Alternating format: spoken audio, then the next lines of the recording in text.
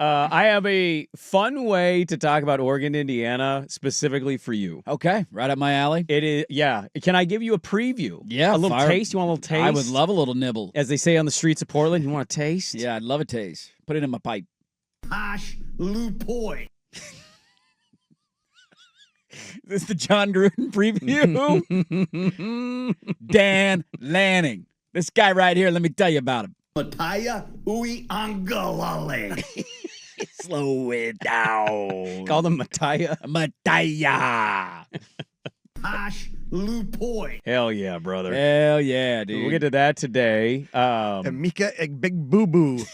Well, it's not quite Gronk, but it's not quite very that far level, off. but it's not good. So we'll get to that audio as Oregon is playing Indiana. We got a top 10 tilt knots, and they say it never rains in Knott Stadium. What? Where the forecast says it's going to rain. It's not going to rain, dude. It don't rain out down there. Can I ask you this? Yeah. I know Indiana, I've kind of been defending Indiana's fun Signetti start for, I feel like, over a calendar year because Google me, bitch. I kind of think it's dumb how we crap on their schedule as if other teams aren't, like, who has Penn State played outside of Oregon? They have not beaten a Power 4 team. Okay, but they've been around for 40 years, so we're okay with it. Indiana is establishing themselves. I don't care if they beat Patsies. Yeah. Didn't they also beat Michigan last year? They did beat Michigan last year. Who couldn't beat Michigan last year? Ohio State. Who won the national championship? Ohio State. So, like, you're never going to be perfect, but if you can beat a program of note, even if they're quote-unquote down, give you a little bit of respect here. I'm looking forward to this because I'm wondering if this is going to get weird, if the rain is going to make this weird, if random luck is going to make it weird, if Cocky Duck fan is going to make this a little weird, and it's like 7-0 Indiana, like, oh my God, that offense looked amazing on that drive. I'm really looking forward to it because if Oregon does handle the business and your guy Dante, he has another good game, I venture to say come Monday, you rip that Post-it note right off, and I admit I'm wrong. It's done. He's going to be in New York if he has another stellar game because go look at the schedule. He can have a dud in a season and still get to New York. He beats Indiana and he looks good.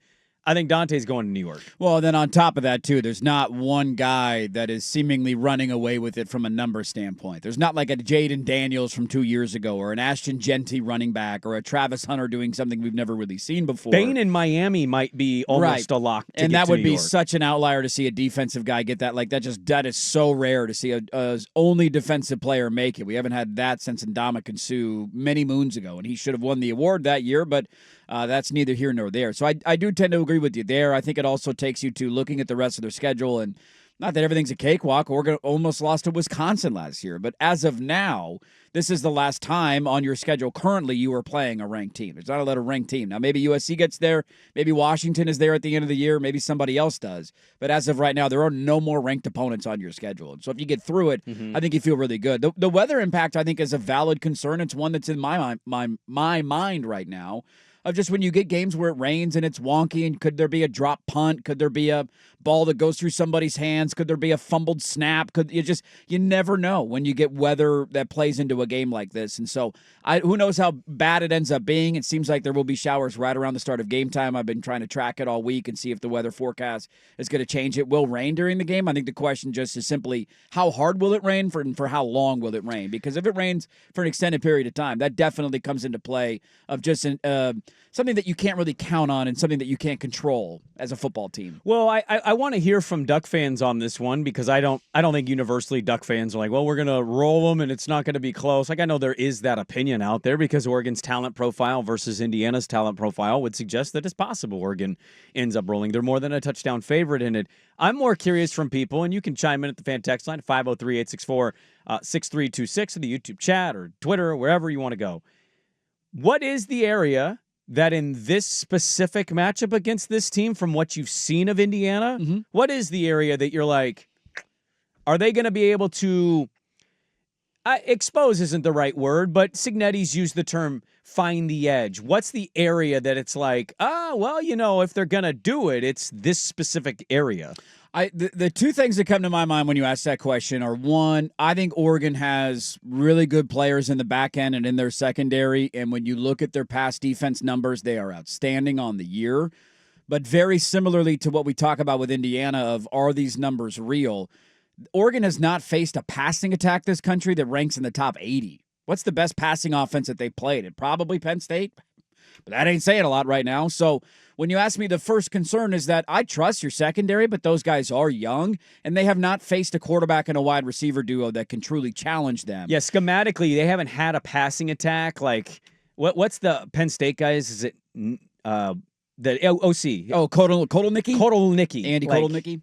Doesn't seem like a very tough passing attack. Well, they're limited, and Drew Aller's a limited thrower, right? You're talking about a Right. guy who might be the number 1 overall pick in the draft coming to town this weekend. This dude, this offense, like I think it's Mike Shanahan is the OC. Mm-hmm. No relation to Mike Shanahan of the Broncos. What are the chances of that? Just the same name, same profession, but It's like being a white Michael Jordan. It's just like unfortunate for you. oh, you're MJ, huh? But Signetti, like I just think their offensive brains, if there's anybody built on the schedule to maybe scheme up things to confuse young DBs, For sure. it's going to be them. Without a doubt. So that's concern number one of just how do they hold up? And it might be fine. It might not be an issue. Maybe the rain plays into that. Maybe Indiana has a hard time throwing the ball because it's pouring down rain, and that ends up being an advantage for Oregon. But that's question number one. The other thing that I would pinpoint, and I'll give you a number on Mendoza in a second, but if you watch Indiana's offense, there's not a lot of, what's the word? There's not a lot of complexity to it. It's a very simple offense. It's a lot of inside zone.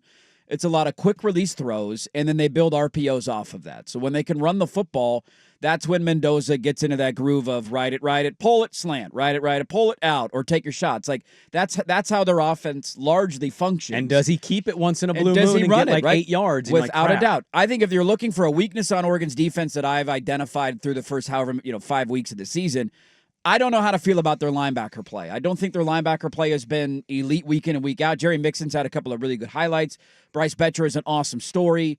But You don't think Betcher's been good? I'm not saying he's been bad, but I don't view him as a dominant force that's taking over games, if that makes sense. And I think if you go back and watch some of the Penn State stuff, He had some plays that there were some run fits bad where he's angles. picking the Yeah. wrong hole, or Yeah. he's a little late Yeah. to the read, and he had got trucked on 4th down. Like, I love Bryce Betcher, dude. I'm rooting like hell for him. He's an incredible story. But if I'm looking for a weakness defensively for them, it is that. And so if Indiana can get into their RPO game, can Oregon's linebackers handle that with the slants and the pull and the throw and all that kind of stuff? The number on Mendoza that I find fascinating this year, from catching the snap to releasing the football, do you know how quickly he gets rid of it on? This is his average time on the season. I think I saw this stat. Is it 2.4? It's like 2.5 seconds, Yeah. which is the fastest in the Big Ten. So from catching of the snap, 2.5 seconds, ball is out. That is their offense. That's the new way to get Without quarterbacks a to doubt. change their entire reputation is quick reads, quick Without a doubt. outs. Don't hold on to it because bad stuff happens. When I heard Harris From talk what I've about been this told, yesterday, 2.5 seconds is a long time. 2.5 seconds is a very long time. You should be pretty proud of that number, right? That's an baby. eternity to some people. But I heard Harris talking about this yesterday, and I agree with him completely. Of like, Oregon's ability to slow down the run is the difference in this game, and that's how I feel. Because Indiana gets rid of the ball so quickly because of the way that they can function in the RPO game and their quick out game. But largely that relies upon their ability to run the football to set all of that up.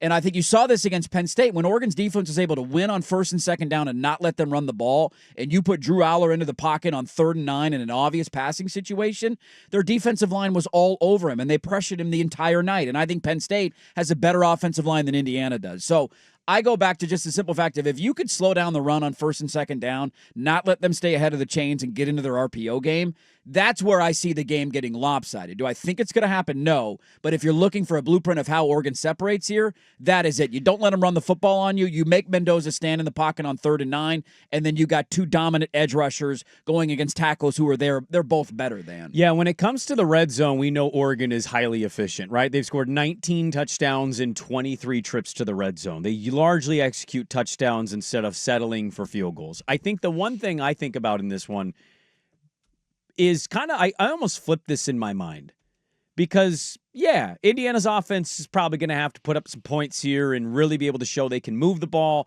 maybe take that defensive pressure on the D-line away a little bit. Like, if you can mitigate Mateo and Tuioti and Amari and all them, like, yeah, you're going to probably be in a decent position. I kind of flip it, though, and I go, Indiana's defense not so much given, I think, as much like, hey, maybe there's a chance that they show up and play a great game because we know the Oregon offensive line is bigger than them. Yeah. Right? We've seen that Oregon offensive line look every bit the part so far in their season.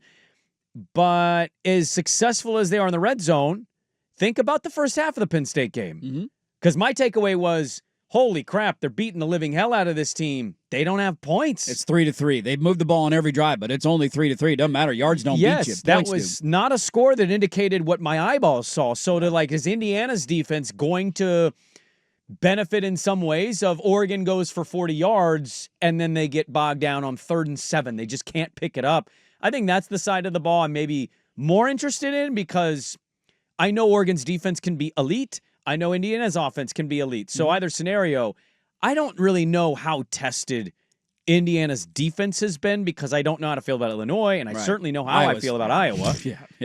This Oregon offense, really good when they get to that red area, but they also have they have possessions. Think of the Oregon State game, and it was only like 2. But no, you're not wrong. Yeah. You just think of these little moments through games where it looks good, but then it gets kind of clunky-ish. And so does Indiana's defense is more what I think about going to be able to give their offense more chances instead of having these long drives or quick scores. Like I want to see what that matchup's going to look like because I've seen Oregon's offense be good and then also not finish strong. I think this Indiana front seven is criminally underrated. I think they're very talented.